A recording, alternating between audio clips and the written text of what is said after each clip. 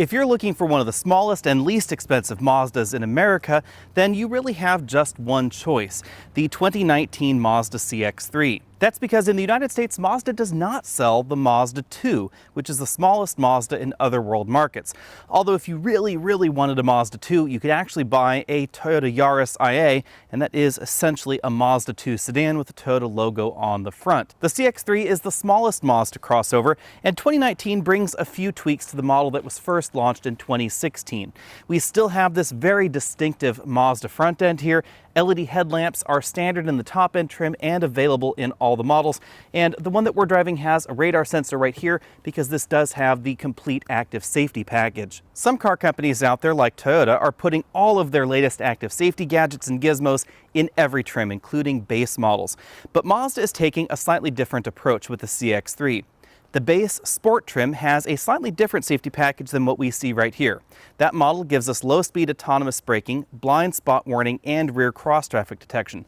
Those are enabled via some sensors in the back of the vehicle and a module that's right here behind the windscreen. The model that we're driving this week is the top-end Grand Touring trim, so we have all of the latest active safety features, including expanded autonomous braking at higher speeds, pedestrian detection, LED headlamps that turn in the corners. These are some of the best headlamps you can get in this segment, radar adaptive cruise control, and lane departure warning. Now, unlike some car companies that keep these features only in top trims, Mazda will let you add this entire active safety package to even the base Sport trim if you want to. We'll get onto that later in the pricing section. At 168 inches long, the CX-3 is on the long side for the subcompact crossover category in America. This is about 4 inches longer than the new Hyundai Kona, but about 2 inches shorter than the Honda HR-V, which is probably the most practical entry in this segment. I find the overall style of the CX-3 very attractive, and it's not just that front end we saw there before, it's also the overall proportions. You'll notice that when you look at the CX-3, this looks a little bit more like a jacked up hatch. We have a very hatchback looking rear end right back there, and then we have a long hood up front that we don't find in every SUV or crossover in America. That gives this a look that's perhaps a little bit more like the former generation BMW X1 than the average entry in this segment. Now, on the downside, this long hood design does compromise interior space, and we don't find the same kind of cargo volume or interior passenger volume that we find in the Honda HR-V. Even though the HR-V is only about 2 inches longer than this, it has many more inches combined legroom than what we see here in this vehicle. And a lot of that has to do with the engine design under the hood. We'll talk about that in just a little bit.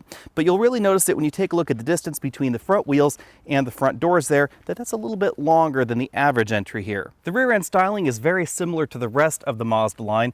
We have these sort of Angry Birds tail lamps that mirror what's going on up front. These are very attractive in my mind and remind me an awful lot of some Infiniti models. We have the turn signals right here in the center. Those are amber elements. And then the backup lights are actually very small and discreetly placed right there on the hatch. In keeping with Mazda's sporty advertising, we have twin exhaust tips at the bottom.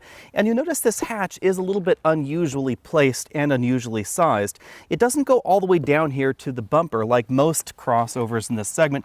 If I pop that, you'll really see the difference right here.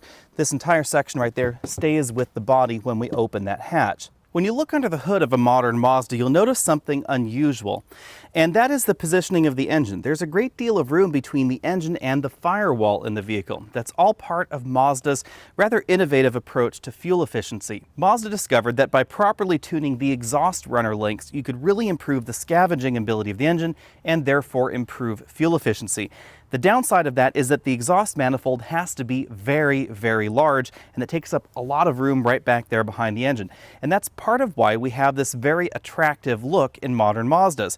People love the long hood look, and of course that helps Mazda get slightly better fuel efficiency. So in a way it's a win-win, but again, that does reduce interior space. Since the CX-3 is a crossover, let's talk about capability. We have 6.2 inches of ground clearance, which is pretty similar to the new Hyundai Kona, but that is on the lower end of this segment. The Ford EcoSport will give you 7.8 inches. If you look at a Jeep Renegade or a Subaru Crosstrek, you'll get 8.7 inches of ground clearance.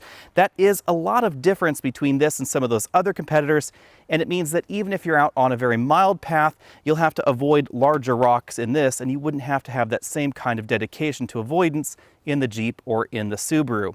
All-wheel drive system capability is very similar to pretty much every other entry in this segment, although we don't have a user-commandable center coupling lock in this like we find in the Kona. The Renegade is probably the most capable due to the overall system design. One of the changes for 2019 is a revised front seat design. Since we're driving the top-end trim, we have the optional power driver's seat with a two-way adjustable lumbar support. Now, it's worth knowing that this lumbar still does not come out of the seat very far. So if you're looking for aggressive front seat lumbar, this is not really going to be the best option for you. As we see in some of Mazda's other sedans and crossovers, they're driving a lot of premium features down here to less expensive vehicles. So we do have that power lumbar support, for instance, that we don't generally find in this segment. We also have a two-position seat memory, a tilt telescopic steering column, and even though this front passenger seat is not powered, it does adjust for height, and that's something that we don't see in all of the competition. Hopping into the back seat, we find the downside for the stylish side profile of the CX-3. We find a lot less combined legroom back here than we find in something like the Honda HR-V. And even versus something like the Hyundai Kona, which has about the same kind of legroom and headroom, I actually find this rear seat compartment to be a little bit tighter. My head just barely touches the ceiling, and these headrests are positioned so that they actually hit me in kind of a strange place in the back. They are designed to go very low on the seat, but the counterpoint to that is that they don't go high enough really for me. You'll really notice the legroom if I try and scoot over to the right side of the vehicle where this front seat was adjusted for a 6'5" person, and I really can't get comfortable on this side. Even if I move all the way over to the right, I just can't get my legs back there under that seat. In addition to the rear seats being a little bit tight, the cargo area is a little bit smaller than the competition as well. Behind this hatch, we find 12.4 cubic feet of storage space. That's about half of what we find in the Honda HR-V or the Kia Soul, although it is just a little bit below what we find in the Hyundai Kona. Still, the Hyundai Kona will fit more bags in the back, and that is a pretty big difference. This 22-inch roller bag will fit back here behind that rear seat in that position, but if I were to try and rotate it to this position, you actually can't push them all the way over to the sides of the cargo area, and the cargo area itself is a little on the narrow side. Some bags may even have troubles fitting in that position if they're just a little bit too tall, although this one does, as you can see right there. The other downside is we have a hard cargo cover right here on top, and if you wanted to put larger items in the vehicle, you'd have to leave this somewhere. This is a little bit less practical than some of those roller covers that we see in the competition. On the bright side, if we dive a little bit deeper into this cargo area, we find a very small amount of storage right here underneath that load floor. The load floor is also a very rigid, sturdy variety, so you'd have no problems putting heavier items in here.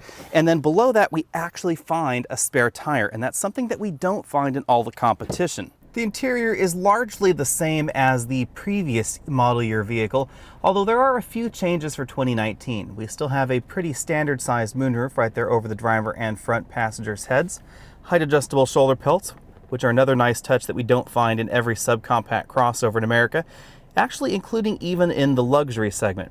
Two-way adjustable headrests up front. Personally, I found that those stuck a little bit further forward than I would have liked, and we have leather upholstery in this particular model. If you get the Touring trim, you get leatherette. If you get the Grand Touring, then you actually get real leather. As we see in some of Mazda's other vehicles, we find a little bit more aggressive bolstering on the front seats than we find in other mainstream competitors. If we move on over to the front doors, we find just about as much soft touch material as we find in the competition. The upper section of the door is a hard plastic. That's a little bit of a bummer if you do like putting your arm on the top of the door, but we do have a soft armrest and then actually a faux suede insert right there in this Grand Touring trim, which actually is a very nice and somewhat unexpected touch. We then have a bottle holder down there at the bottom of the door, and this particular vehicle has the optional Bose audio system. That imitation suede material continues on over to the dashboard. It is this section right here between the hard upper section of the dashboard and the hard lower section of the dashboard. The overall dashboard design reminds me a little bit of Mazda's MX-5 Roadster. We have round air vents on the left side and right side of your screen, and then a square air vent or rectangular air vent right there in the middle, hazard light button, and then we have a standard 7-inch color touchscreen LCD right here in the dashboard.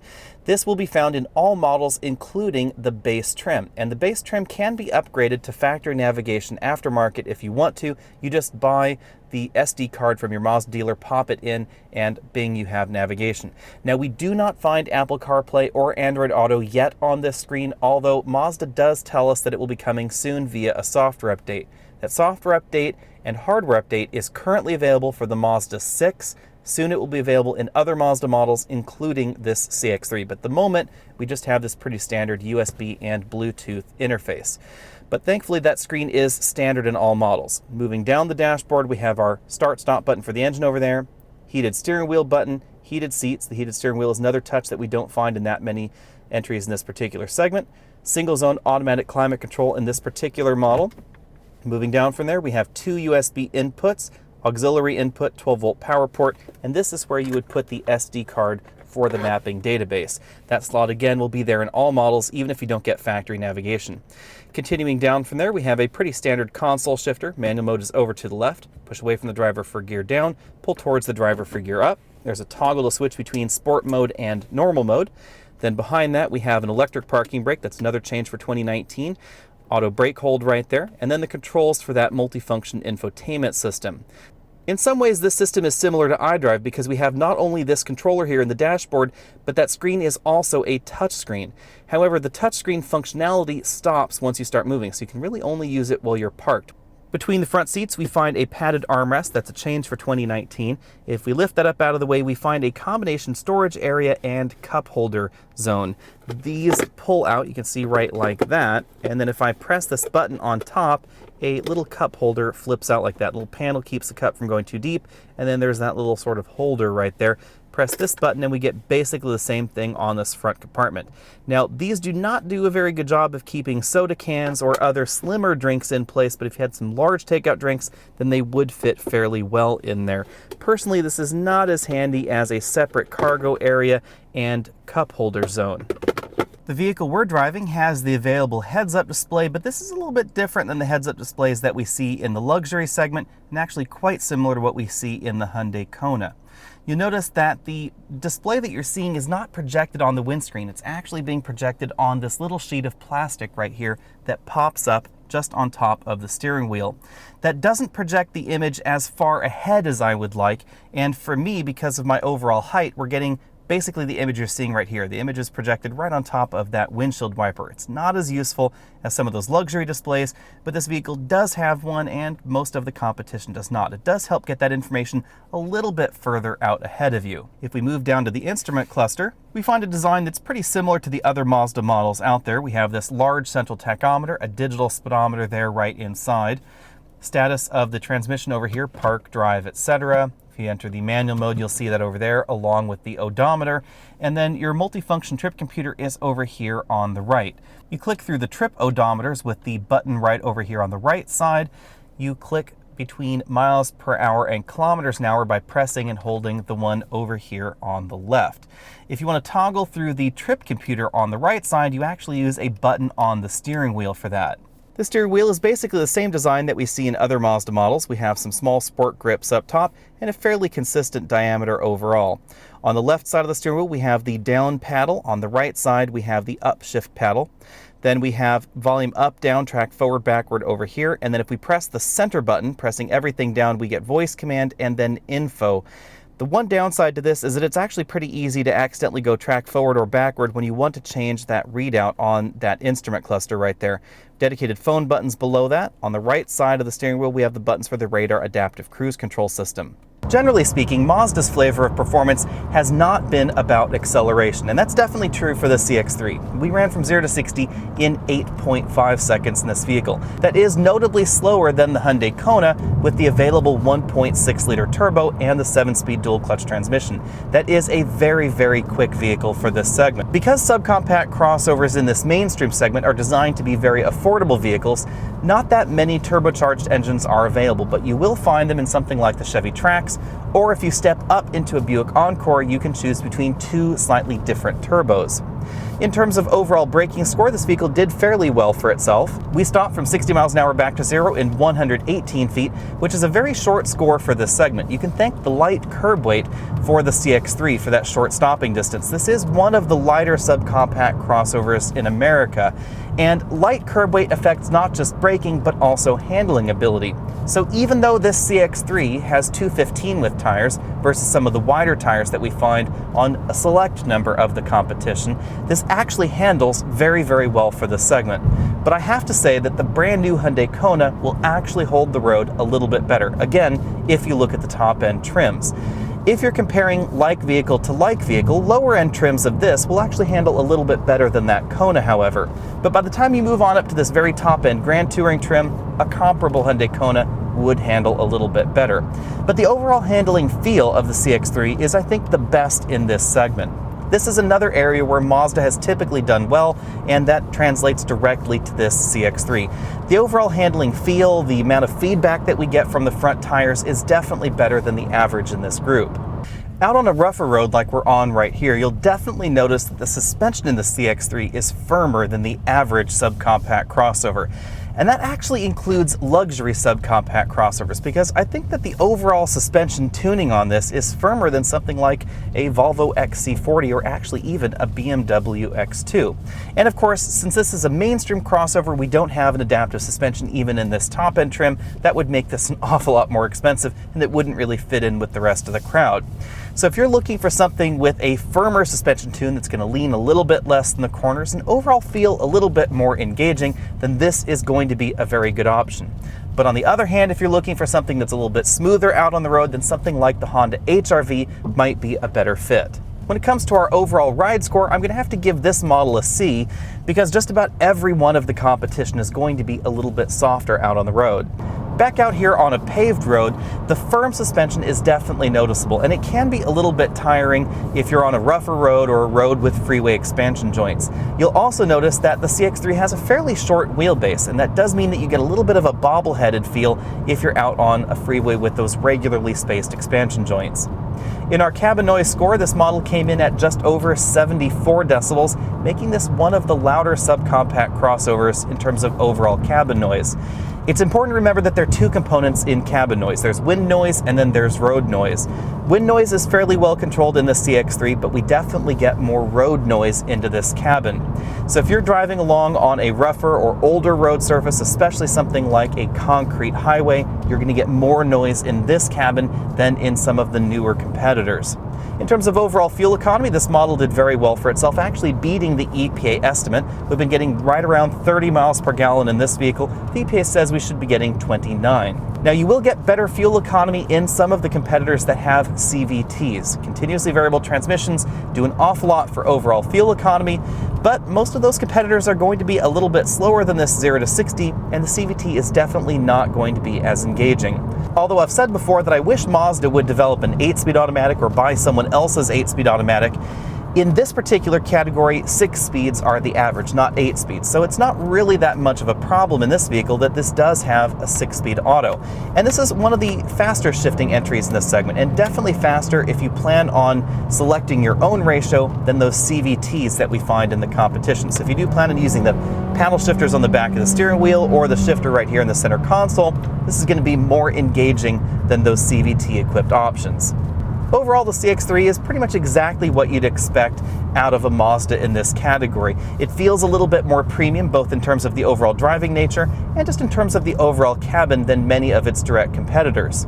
But on the other hand, you will find competitors that handle better than this and accelerate better than this. Those are important things to keep in mind. In the United States, the CX-3 is the smallest but not the least expensive Mazda available. Remember that the Mazda 2 is not sold in this country. Pricing for 2019 starts at $20,390. If you want all-wheel drive, that's $21,790. The base model comes relatively well equipped. We get alloy wheels instead of steel wheels like we see in some of the competition, those dual exhaust tips, and the 7-inch infotainment and navigation system.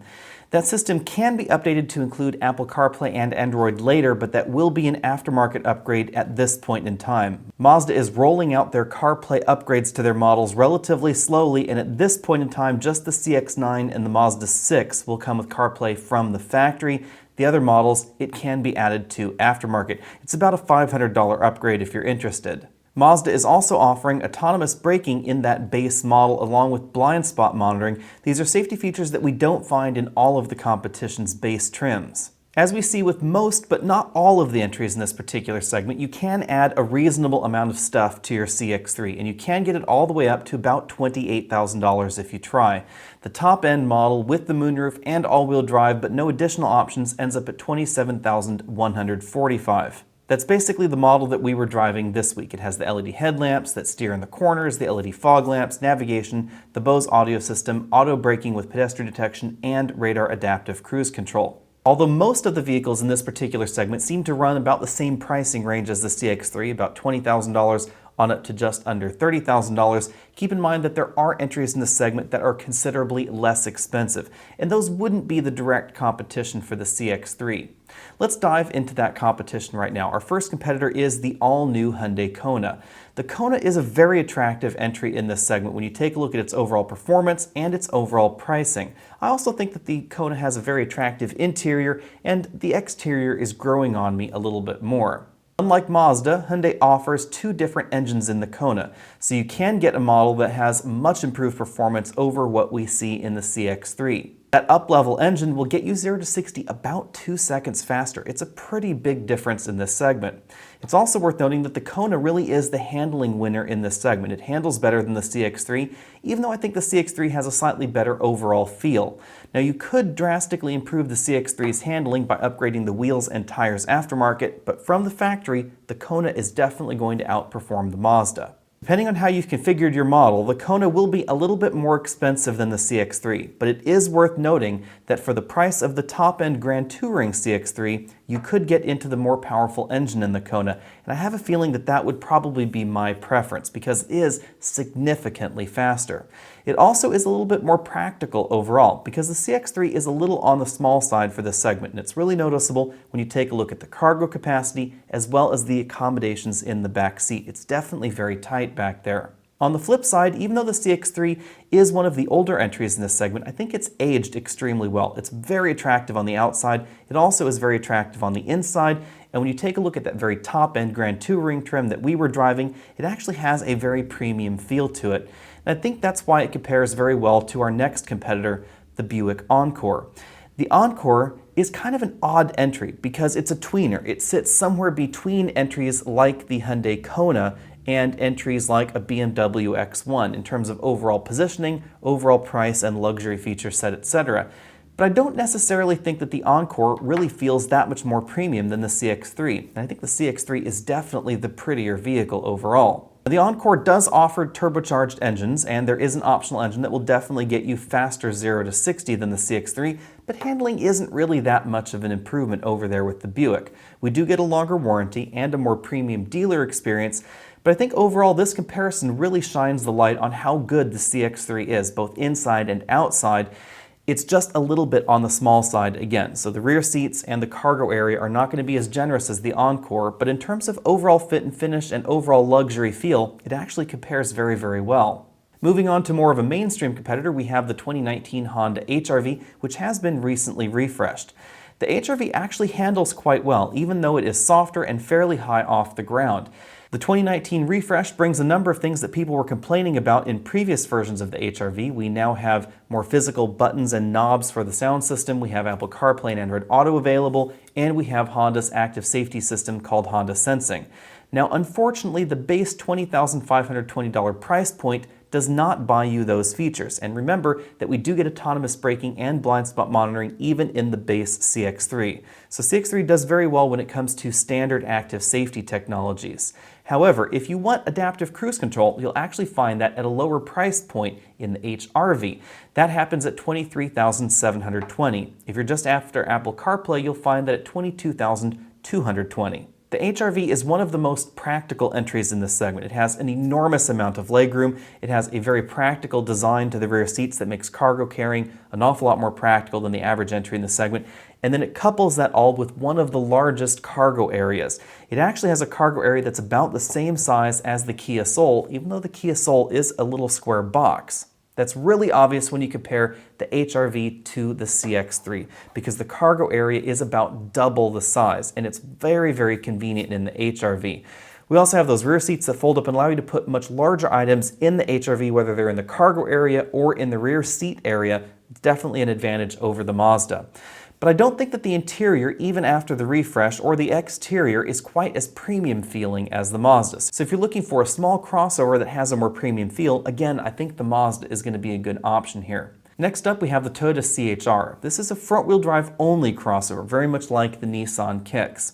The CHR is a good value in base form because it does have that radar adaptive cruise control system standard and of course all of Toyota's latest active safety technologies. That puts it a little bit above the CX-3 when it comes to that overall base model value. But there's no all-wheel drive, so if you're looking for an all-wheel drive option, it's simply not going to be one. Over time, Toyota has given us additional trims in the CHR that didn't exist at the very beginning. So now we have a top-end trim that ends about $26,000. They're attempting to pit that against top-end trims of the HR-V and the CX-3. But it doesn't feel quite as premium as the CX-3, both on the outside and on the inside. Although it is worth noting that even the CHR, as a slightly less practical option than the HR-V, still feels more practical than the CHR. Overall handling is pretty good. It actually matches the CX-3 when it comes to overall skid pad numbers, and the overall feel is actually quite good on the CHR as well. The CHR rides on Toyota's brand new platform. It's their latest design, and they really have focused on handling performance and handling feel in that particular model, and it's really, really obvious. At the moment, my top picks in this segment would be the Hyundai Kona or the Honda HR-V. I think the Honda HR-V is a slightly better deal, but the Kona is more fun, and I think it actually is a little bit better styled on the inside as well. The CX-3 comes in a close third for me, but there are a lot of caveats with the CX-3. It is, I think, the most attractive entry in this segment. It also has one of the best feeling interiors in this segment if you get the top-end trim, and a good feature set as well, but the back seat is awfully cramped and the cargo area, frankly, is tiny. So the caveats for the CX-3 would be if you don't need that rear seat room, or you need it very rarely and you don't really care too much about the cargo room because you're probably going to keep those rear seats folded most of the time when you're carrying larger items, then I would probably buy the CX-3 over the Honda HR-V because of its overall design on the outside and on the inside. But the HR-V is a better rounded vehicle, I think, overall. Versus the Hyundai Kona, I really wish that the CX-3 were faster. I think that's the big difference between it and the Kona, especially in the upper end trims. I don't think the Kona is quite as attractive overall or quite as well put together on the inside as the CX-3, but it is significantly faster. It also handles extremely well. So if Mazda had a sportier version of the CX-3 that had Kona matching performance as well as Kona matching handling, then the CX-3 would do extremely well here in this comparison. But I have to say at this point in time, it's simply outgunned by the Hyundai. My bottom line of the CX-3 is that it is a very attractive subcompact crossover that definitely punches above its weight, and it should be on your shopping list, but not necessarily at the top of your shopping list, really depending on your priorities. Let me know what you think about that down there in the comment section below. Hit that subscribe button if you haven't already done so. Check out those related videos, including our full review of the 2018 Hyundai Kona. We have that on our channel right now. You can also click up there to the top of your screen if you want to support this channel, and I hope you do. I'll see you next week.